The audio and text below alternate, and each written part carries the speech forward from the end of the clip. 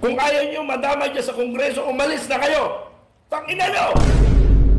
Binababoy nyo ang batas! Binababoy nyo ang mga Pilipino! Si Martin Romualdez, putang ina mo! Magkababae pa tayo, ibonyo ka! Warawari ka! Ibonyo! Ay sa katangahan ng ating Pangulo! Bakit siya tanga? Nagbabaligtad siya sa First Lady at saka si Congressman Romualdez. Napanood nyo naman ho yung ating intro mga kababayan, naka-uniforme na ho itong si Sir Metran. At dito rin ho sa video na to, lumabas ho ang tunay na kulay nitong si Lisa Araneta Marcos. Pero bago ho lahat ng yan, isang like at isang subscribe. Masaya na ho tayo dyan at sa mga gustong sumali sa ating community. Alam nyo na ho ang gagawin, nandito lang ho sa baba yung join button. Kung hindi pa ho kayo nakasubscribe, 3 segundo lang ho yan, pindutin nyo na. 1, 2, 3. Yung subscribe button nandyan lang ho sa baba. Ayun na nga mga kababayan, bago ho natin umpisahan ang ating talakayan, gusto ko ho munang pasalamatan yung mga kasama natin dito sa PH Update na napakatindi kong sumuporta. No? Etong si Mary Taylor, maraming salamat ho sa $10. Mega love shoutout. No? Kagabi pa ho yan, di ho natin na shoutout. No? Maraming salamat Mary Taylor, maraming salamat ho sa support sa PH Update. Mega love shoutout din ho dito kay Sir Rene Familiar aka NR. Sir NR, maraming salamat ho dito sa $8. Maraming salamat. Palakpakan ho natin itong si Sir NR. Mega love shoutout din ho dito kay Mirna Del Rosario. Maraming salamat ho Mirna Del Rosario. $5. Maraming salamat ho. Mega love shoutout. Mega love shoutout din ho dito kay Girls Talk. Maraming salamat sa 2001. Naku, 2000 3 0 yan. Naku, napakalaki ho niyan. Maraming salamat. Naaalala ko na naman yung pang natin, pang Chinese restaurant, no? Yung nagbigay ng 10,000 mo. Maraming salamat to dito sa 2001. Mega love shoutout. Girls Talk. Maraming salamat to. Mega love shoutout din ho dito kay Sir Toto Duterte, Balahaw TV. Ito, suki ho natin. Salamat to sa 2 pounds. Mega love shoutout. Sir Toto, maraming salamat to. Mega love shoutout din ho dito kay RML SBL. Maraming salamat to dito sa 7 QAR. Maraming salamat to. Mega love shoutout. Maraming salamat to. At dito ho, 2 minutes ago, dito kay Gledilio Nakno. Maraming salamat ho sa 800 won. Mega love shoutout. Mabuhay ho kayo yung mga nagpapakulay dyan sa comment section, maraming salamat ho. So, sobrang na-appreciate ko dito sa PH Update yung ginagawa nyong extra effort sa papakita nyo ng suporta sa mga ginagawa nating reaction video. Ayun na nga no, hindi ho yan require isang like at isang subscribe lang ho, masaya na ho tayo dyan. Ito na, umpisa na ho natin itong ating reaction video. Umpisa na ho natin ang ating talakayan dito kay Lisa Araneta Marcos. Ito, umpisa na ito. Shoutout muna dito kay Sir Jojo de Guzman. Shoutout. Sa kanya ho natin nakita tong video na to. Shoutout. Yung parangal para sa mga choir. Tingnan natin, ano ba ito? Ano so ba dito sa una kasing check, maliwanag ho yung mata nitong itong si Sir Jojo de Guzman pagka merong kabalintunan na nangyayari diyan sa Malacanang. No, napakabilis ho niyan, talagang wala ho kayong lusot. Dito kay Sir Jojo de Guzman. Subscribe ho kayo kay Sir Jojo de Guzman. But kaagad doon sa receiver. So basically yung mga unang cheque hindi niya hawak or hindi niya hinawakan, inabot lang. Tapos dito sa pangalawang cheque, ayan, makikita natin na hindi niya hinawakan. Ayaw niya hawakan ayaw niyang kasi tamad. Ayaw maging tagahawak. Ayan, inabot lang. Inabot yung pangalawang cheque. At tignan natin yung sumunod. Ito na ho. Ito na yung pangatlong cheque. So makikita natin dyan, hawak-hawak niya, iniaabot niya. Tapos nung iniaabot niya, makita natin, parang ayaw ihawakan Kaya ang ginawa niya, binitawan niya. Ayan binitawan. Nakita nyo ho mga kababayan. Ganyang karugante yung ali na yan. Ganyan ho kawalang hiyayang si Lisa Araneta Marcos. Para sa mga AFP personnel, tingnan nyo ho yung mga pinaglilingkuran nyo. Ang sama ng tingin niya, tingnan nyo naman mga kababayan. Galit na galit siya dyan sa dyan sa kuha niya na yan, Tawan niya. Bastos, di ba? Bastos, sasabi niyo siguro, di ako tagahawak dito. First lady ako presidente. Bastos na, tamad na, maarte pa. Ayan, iniaabot niya. Inulit Tapos hindi binitawan kasi, tapos ayan, ganyan siya. Ayan, nakita ninyo kung paano niya kunwaring bitawan kasi parang gusto niya, uy, kunin nyo na. Oh, nung hindi kinuha, ayan, binitawan na niya. Diba? Nakita nyo. I-viral natin itong video na to para makita ng ating mga kababayan kung gaano kawalang hiya itong si Lisa Araneta Marcos. Para check lang naman, madam. Anong pakinabang nyo dyan sa stage na yan? Magpapa-cute-cute lang kayo, ganon? Kayo ho, kumbaga extension kayo nitong si Marcos Jr. Dapat, kung gusto nyong magmukhang mabait, magmukhang responsable ang asawa nyo, dapat ho mag-umpisa ho sa inyo yan. Kung kayo pa lang ho, Lisa Araneta Marcos, nanghahablot na kayo ng alak, napaka-arugante nyo, at napaka-arte nyo, hahawakan nyo lang yung cheque. Tingnan nyo naman mga kababayan. Binitawan ng walang hiya. Ayan. Bastos, di ba? Bastos, yan, ang klaseng first lady. Meron tayo. Sa tingin ko, ito talaga yung Pangulo eh. Ito yung Pangulo kasi bastos. Siya yun. Tingnan nyo naman, dapat si Bongbong Marcos ang hahawak at ako papalakpak lamang. Nasusunod, napaka New Yorker. Ayaw na palakpak kayo. Yung they cannot afford me. Yung mga ganong ugali. Sa bagay, hindi tayo magtataka dahil ginawa nga ito sa Senate President eh. Ginawa kay Chase yan na inagaw ayan, bastos. Si First Lady Hablotera.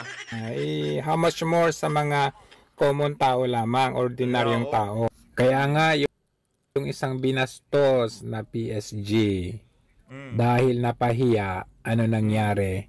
Nagpakamatay. Nako. Itong Liza na to, walang puso. Sa mga isang gwardiya dyan sa Presidential Guard, nagsuicide,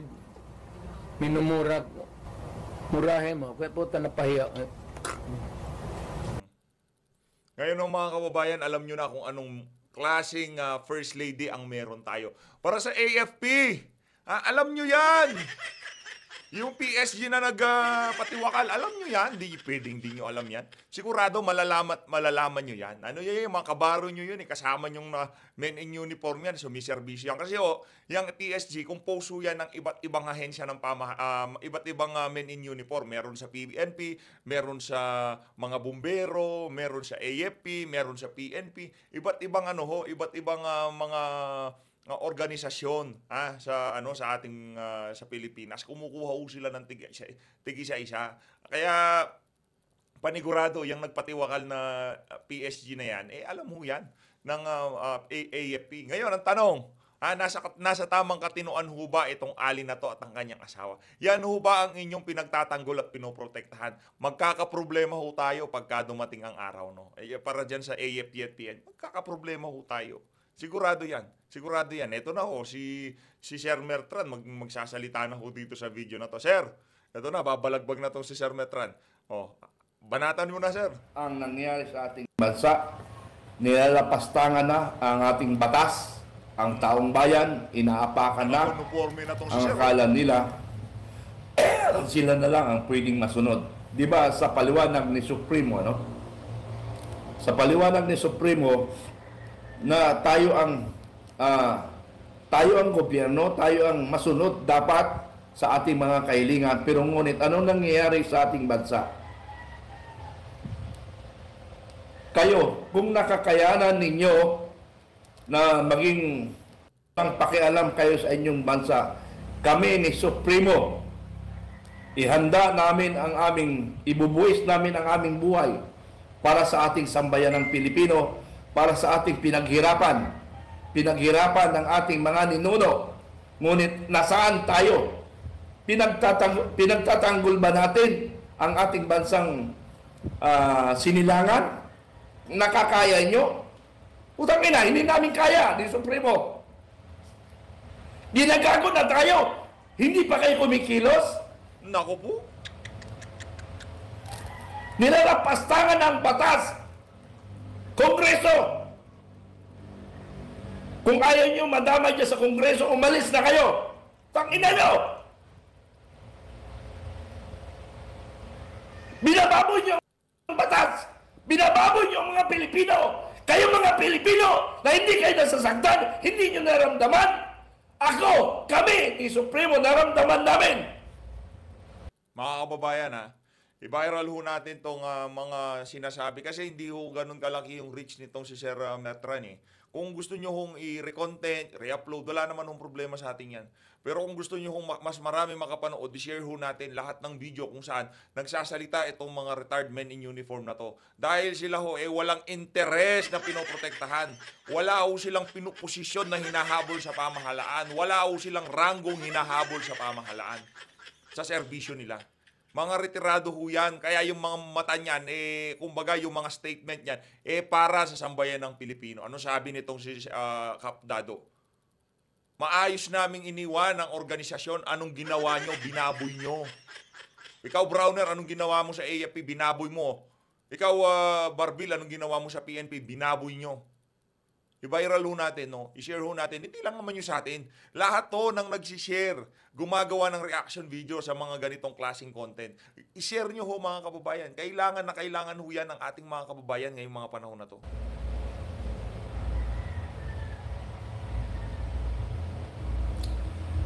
Mawala tayo sa mundo na may ginagawa para sa ating bayang minahal. Pinaghirapan ng ating ninuno at binabalasubas ng Kongreso. Sino ang balasubas dito? Si Martin Romualdez. Putang ina mo. Magkababae pa tayo. Ibonyo ka. Warawari ka. Ibonyo. Galit na ho eh. Galit na ho. Pati dito kay Tamba, galit na ho itong si Sir Metran. Si Sir Dado Enrique, galit na. Si General Macanas, galit na.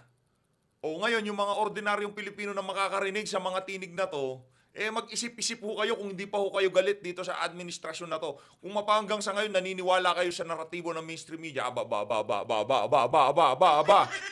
may problema ho tayo dyan. Anong nangyari ngayon sa bansa natin? Para malaman ng lahat, unang issue ko ilalabas sa aking mga panaginip, sa aking mga pangarap. Inuubos na ang kaban ng bayan natin. Sa panaginip ko, maraming nag-chat sa akin, Sir, bantayan nyo ang Central Bank. Uubusin nila ang ginto sa Central Bank. At mayroong caretaker doon, umalis na. Dahil natakot, baka sila ipapatay because she is, ay babae pala, no? Siya ang may alam ng record. Umalis na dahil sa takot. Uubusin ang kayamanan ng bansang Pilipinas. Nako. Gago ka. Ha? Ikaw Bongbong Marcos, may dugo kang waray. Romualdez waray. Ako waray upay rin. Ang dugo ko waray. Pure Harong Leyte. Pinanganak ako sa Upi, Maguindanao. At ako'y lumaki sa Palayan City. So anong pag-uugali ko? Ugaling waray, ugaling Maguindanao, at saka ugaling Nueva Ecija ang aking kinalakihan. Kaya pinagpakiramdam ko sarili ko saan ba ang nagmula yung aking galit. Sa Harong Leyte ba? Sa Upi, Maguindanao ba? O support Magsaysay, Palayan City? Pero almost my life in Port Magsaysay. Except nung ako'y naging sundalo na. At marami na akong pinuntahan na lugar. Kung nakakayanan nyo, kami ni Supremo ay hindi na namin nakakayanan ang nangyari sa bansa. Ha? Kung gusto nyo malaman at evaluate, analyze ninyo, ilan na lang nakatitirang ginto sa Central Bank. Uubusin ng Marcos. Mga magnanakaw ho eh. Nakakayanan nyo yun? In whole my life, ngayon lang ako nakarinig na magbibinta ng ginto at magbibinta pa ng ginto. Ha? Mayroon nagbigay sa akin information. Sir, sa'yo ko lang ibibigay ang information na ito. Nag-resign na ako dahil baka ipapatay ako. Mauubos ang ginto ng Central Bank. Sir, pakibantayan ninyo Kayo mga nasa Central Bank at nagbago ang buhay namin, nagbago ang gobyerno, makakatikim kayo ng latigo dyan sa Central Bank. Pag nagbago ang panahon, makakatikim kayo ng latigo, mga putang ina nyo dyan. Wala kayong mga bayad. Kayong namumuno sa Central Bank. Ikaw ang number 1 na may kasalanan. Kaya siguro si Jokno umalis ho dyan no? Diba, sa gabinete ni Marcos Jr. dahil sa mga kalokohan nila. Kumbaga nabasa na ni Jokno na mayroong mangyayaring kalokohan talaga dito sa administrasyon na to. Ikaw ang caretaker ng kayamanan ng bansang Pilipinas. Pero bakit? Wala kang bayad. Ha? Mananagot kayo sa taong bayan. Mananagot kayo, putang ina nyo. Gusto nyo i-confirm, i-text nyo ako, tawagan nyo ako. Hindi ko alam kung totoo yan, pero may katotohanan dahil nagbinta na sila ng ginto. Wala na tayong reserve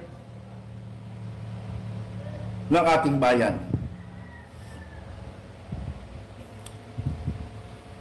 Bayan kong Pilipinas, magising na tayo sa katotohanan.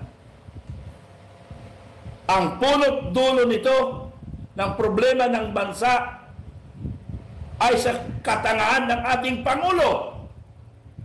Bakit siya tanga? Nagbabalikta siya sa First Lady at saka si Congressman Romualdez. Gago ka talaga, Pangulo ka. Ikaw ang Pangulo, hinalal ka ng taong bayan, pinagkatiwalaan ka ng taong bayan, and yet, hindi mo kayang mamuno.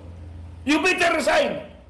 You better resign. Pero ang problema, mga kababayan, para malaman niyo para malaman niyo, mga kababayan ko, para malaman niyo mangyayari sa ating bansa, i-impeach sila sa Inday Sara for a budget of 3 trillion. Impeach si Sara. Pag natangkay si Vice President Sara Duterte, sino papasok? Si Escudero. Si Escudero ang uupo. Pagkatapos, i-impeach, pagkaupo ni Escudero, impeach Bongbong Marcos. Sa usapan nila yan, i-impeach mo, alisin natin, o voluntary resign ako, pero through impeachment, o whatsoever taktika nila, impeachment or resign. Dahil ang sentro ng ating issue is the bangag president and weak leader and tangang leader. So, pag naalis ang tangang leader, papasok ay si Escudero. Who is the next Vice President? The Speaker of the House. Kanila ng gobyerno.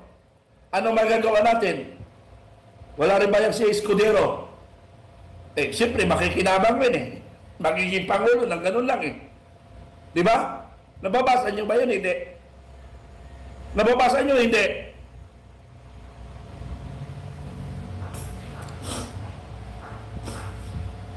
Nababasa nyo? Hindi. So, ganun ang laro ngayon sa politika. Laro katarantaduhan. Pero, sorry, sino ang may kaisipan ito? Hindi yung dalawa. Yung gaga at saka gago. Ha? Abogado Sila yung may mga plano niyan. Gusto nilang hawakan ang gobyerno. Ayaw na nilang bitawan. Nahawa nga, sabi nga, I'm sorry for the word, na minahal kong Marcos. Lahi nyo talaga rin, Marcos. Na gusto nyong pag humawak ng kapangyarihan, ayaw nyo nung bumitaw.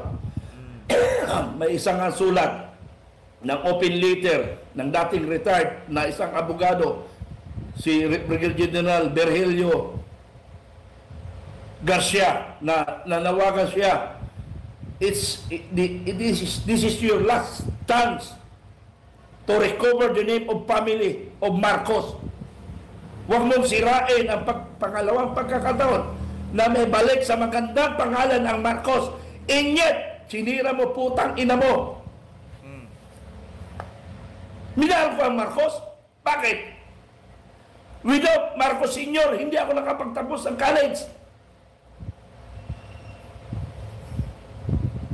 Binaboy mo ang ama mo. Gago.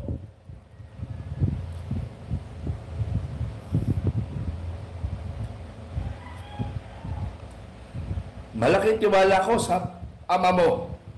Pero ikaw, lumaki kang gago. Anong natutuhan mo paglaki mo? Lumaki kang oligarch? Lumaki ka o hindi mo alam, manaramdaman ng mahirap? Ang armed forces, ang armed forces, binahal yan ni Pangulong Duterte. Tingnan mo, ang gaganda ng forma nila. Standard Armed Forces. Kami noon, ano ang mga suot namin? Kung saan lang kami kumukuha ng pansuot. Ngayon, ang police at militar o other men in uniform personnel NUP, ang gaganda ng forma nila. Lalaki, matipuno. Noon, wala. Kumplito. Hindi namin naramdaman yun. Ngayon lang na maganda sa panahon ni Duterte. Minahal niya kasi ang NUP. Dahil alam niya nagsiservisyo sa bayan. Ingit kayo mga nasa armed forces.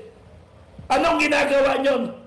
Armed forces, payag na lang ba kayo na didiktahan kayo ng inyong nakakataas nang wala na sa hulog? Dapat kumilos na kayo. Pag-isipan niyo ang tama. Pag-isipan niyo ang tama. Andun wag niyo rin eh. Wala na tayong pag-asa sa pulis. Kasi kontrolado na, pero maraming pulis. Ilang pulis ang tinanggal niyo sa Region 11? Almost more than 10. Tapos yung Ismingcom, babalasahin nyo. Anong kinalaman ng Congress sa pulis at militar? May pakialam ba kayo? Wala. That is executive. Legislative lang kayong gago. Kaya kayo nasa Congress, kayong mga nasa Congress, kung ayaw nyo masama na masunog, lumayas kayo sa Congress. At huwag nyo na sundin si Martin Romualdez because siya ang simula ng gulo ng Pilipinas. Romualdez Marcos. Yan na lang naglalaro sa Pilipinas ng mga tarantado. Romualdez Marcos. Yun. Sinira niyo ang pangalan Romualdez Marcos. Gago! Kung gusto nyo hong makita, kung gusto nyo malaman kung sino ang dalawang pamilya sa Pilipinas na sumira talaga, yung Romualdez Marcos na yan. Kahit nung unang panahon pa ho, 30 years ago, Romualdez Marcos din ho ang sumira. Kaya ngayon, bumabalik na naman ho. Ika nga, history repeat itself. Dito sa dalawang apelido na to, malalagay sa bingit ng alanganin ng sambayan ng Pilipino.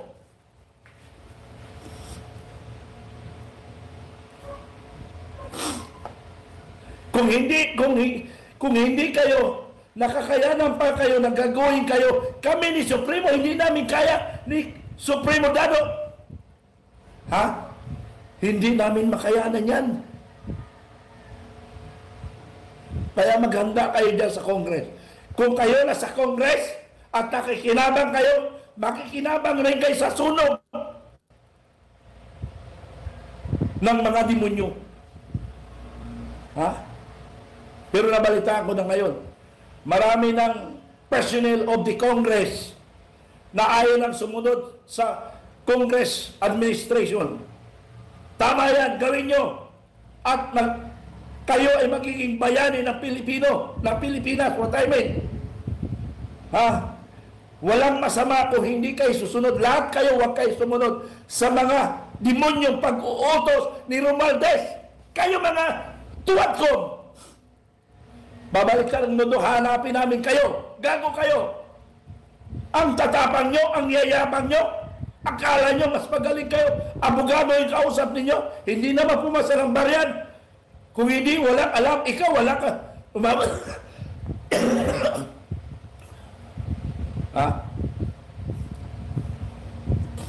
Naggaling-galingan kayo, abogado yung kaharap nyo para kayo mas magaling pa. Although, hindi naman pinag-usapan kung abogado pa, hindi. Para sila na matalino. Pero kung pag-uusapan ng batas, wala kayong magagawa. Subukan nyo sa korte, kayo mga congressman, kung may bayad rin kayo, pumunta kayo sa Congress para kayo rin na makontempt.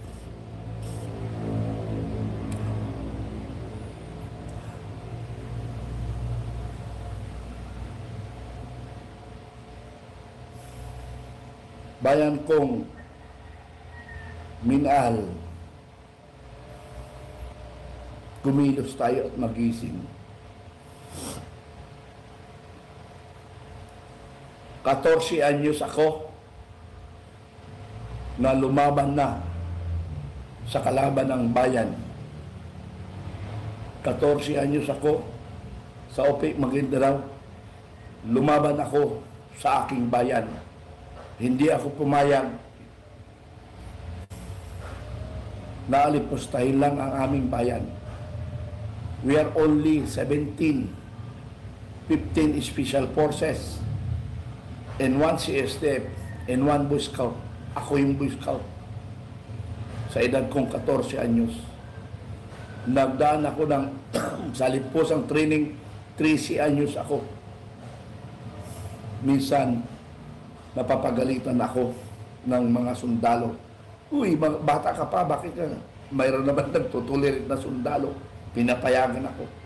At pinapayagan nila ako pumatay ng tao. Mayroon naman nakonsul sa akin, uy, bata ka pa para pumatay ng tao.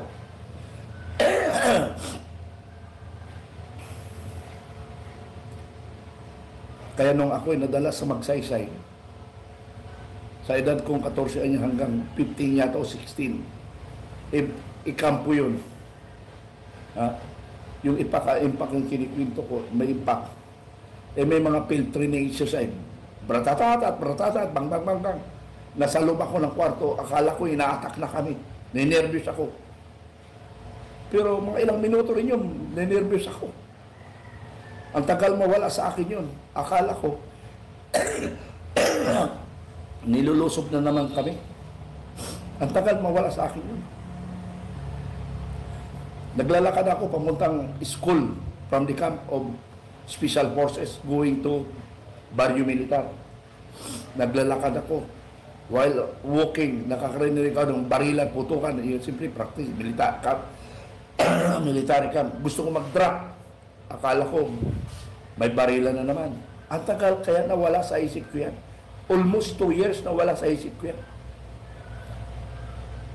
Pero, hindi ako, siguro nga, napabayaan rin ng military na nagkakaroon pa ako ng war shock. Pero hindi siguro nila naramdaman na may war shock ako. May psychological impact ako sa gera, hindi na naramdaman. Pero ako mismo, minsan naramdaman ko yun. Basta tuloy-tuloy ang putukan, nasa kwarto ako, nanginginig ako, natatakot ako. Sabi ko, gera na naman. Naglalakad ako. Gusto ko mag-drop. Pero napapangunahan lang ng recovery ng pag-iisip. So, ibig sabihin, control ko pa rin yung utak ko. So, ganun. Nagsimula ako sa 13 anyos. Sumali na ako sa armed forces to defend our town, our municipality, Opik, Maguindanao. Ngayon, nung ako'y retired, with the age of 54 years old, nag-retired ako. It because hindi ko na makayanin na yung kapalpakan ko. Bakit ko kapalpakan? Kasi sobrang bait ko, yung mga junior ko, yung mga tao ko, nag-aabuso. Muntik na ako madali ng command responsibility. Kasi sa sobrang bait ko, hindi ko alam, niluloko pala ako sa pera. Dahil ayaw kong umawag talaga ng pera. Pero ang problema, ako nagpipirma, pinapahawag ko sa kanila ng pera. Yun yung problema ko. So, I retired as early. Dapat 56 ako mag-retire. 2 years pa remaining ko. Ngayon, nung mag-retire ko, nagbalik ang commander. Gusto kong pabalikin. Sabi ko, sir, hindi na. Pagod na rin ako. At saka naayos ko na yung papel ko. Pag nakakapagod at magayot ng papel. Naka-forward na kasi sa papel ko, sir. Napakahirap bumalik. Nirecall ako ng commander. Maliban doon kay General Albano na walang kwentang commander rin. Hindi yung General Albano na PM83, Mistani Supremo, hindi siya.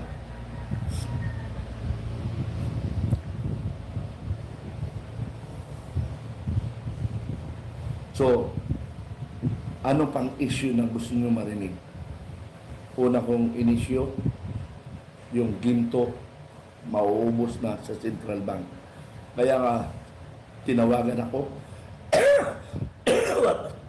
What I mean, tinext ako, dalawang nagbigay information sa akin. Isang babae, isang lalaki. Ha? Isang babae, isang lalaki. Pero, hindi ko sila naasikaso pagtatanong kasi super busy na yung utak mo sa dami kong babasahin, sa dami kong mga tawag, text, ang daming mga simpleng problema, itawag sa akin, i-text sa akin. Ano ako? Malacanang Action Center? Ginawa nyo naman akong Malacanang Action Center. Lahat sa akin na kayo nagrereklamo. Ano ang magagawa ko? Pero may magagawa tayo ngayon.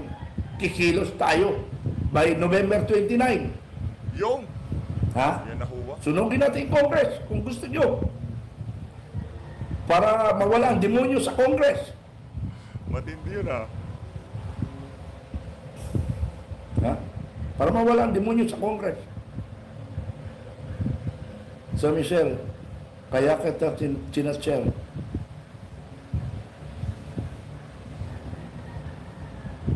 Ha? Kaya ka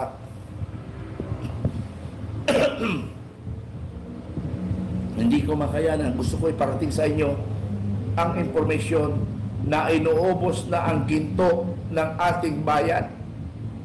Dalawa ang nagsumbong sa akin.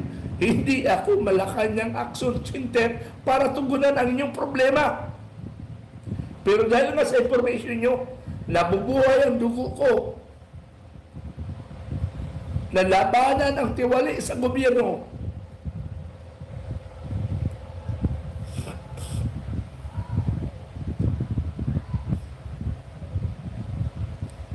Gusto ko iparating sa inyo para magising kayo. Magising kayo sa katotohanan, men in your personnel. Laging sundalo ko since Salimpusa 1974 to 2014. Ha? Mahaba ang aking pagsiservisyo. After my retirement 14, nag-isip ako anong contribution ko. Sumali ako sa reserve dito sa Rizal. Pero nakita ko ang contribution ko lang sa buong Rizal. Ano? Sa buong Rizal lang. So naisip ko by 2017, nag-isip ako anong gagawin ko. So nagpahinga ako. Nag-grab driver ako. Ha? Nag-grab driver ako 2017 up to 20 yata.